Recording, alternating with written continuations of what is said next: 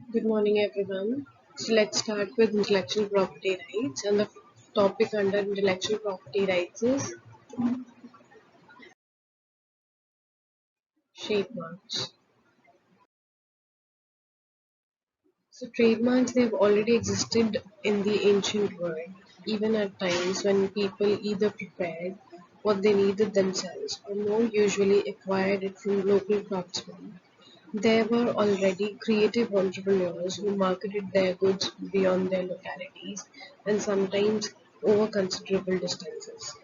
As long as 3000 years ago, Indian craftsmen used to engrave their signatures on their artistic creations before sending them to Iran.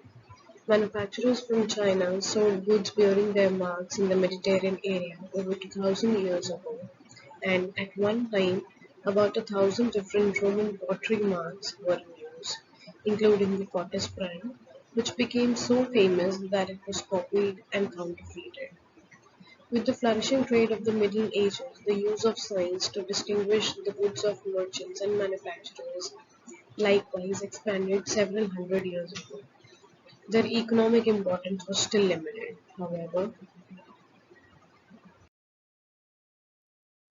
Trademarks started to play an important role in industrialization, and they have since become a key factor in the modern world of international trade and market-oriented economies. How can this be explained, and what the role of trademark has to play?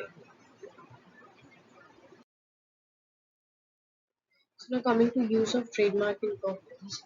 So industrialization and the growth of system of the market-oriented economy allow competing manufacturers and traders to offer consumers a variety of goods in the same category, often without any apparent differences for the consumer. They do not generally differ in quality, price, and other characteristics. Clearly, consumers need to be given the guidance that will allow them to consider the alternatives and make their choice between the competing goods. Consequently, the goods must be named. The medium for naming goods in the market is precisely the trademark. Businesses also need trademark to individualize their products, however, in order to reach out to consumers and communicate with them. So trademarks serve their owners in the advertising and selling of goods, and they also serve the economy in a general sense by helping to rationalize the commercialization of goods. By enabling consumers to make their choice between the various goods available in the market, trademarks encourage their owners to maintain and improve the quality of the product which is sold under the trademark in order to meet consumer expectations. In a market that offers a choice, a consumer who is disappointed will not buy the same product again. One who is satisfied will tend to rely on the trademark for his future purchase decisions. Thus, trademarks reward the manufacturer who constantly produce high quality goods, and as a result, they stimulate economic progress.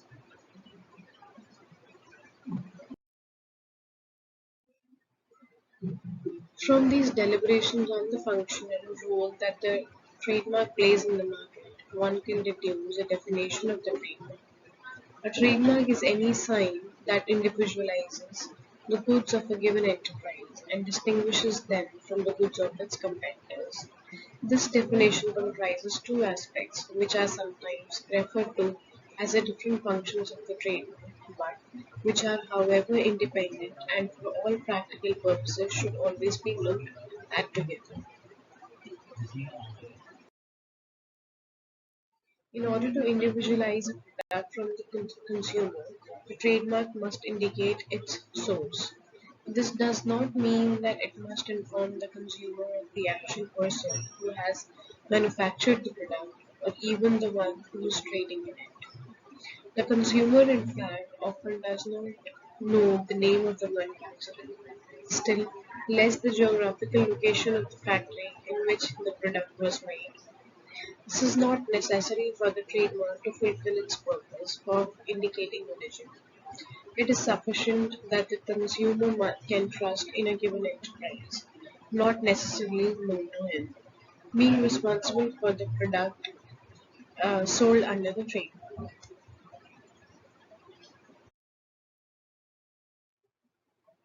The original function as described above presupposes that the trademark distinguishes the goods of the given enterprise from those of the other enterprises.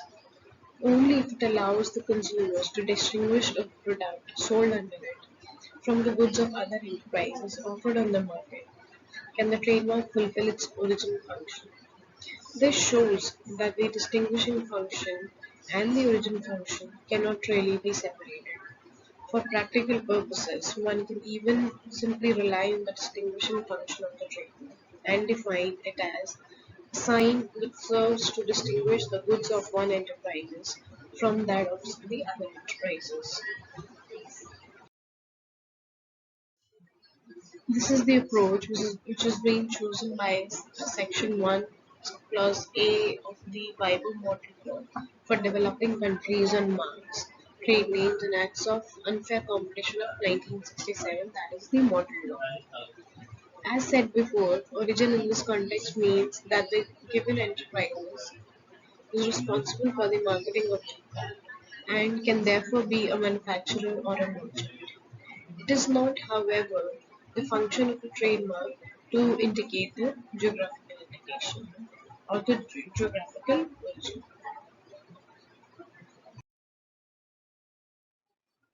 We can continue further in the next lecture. Thank you very much.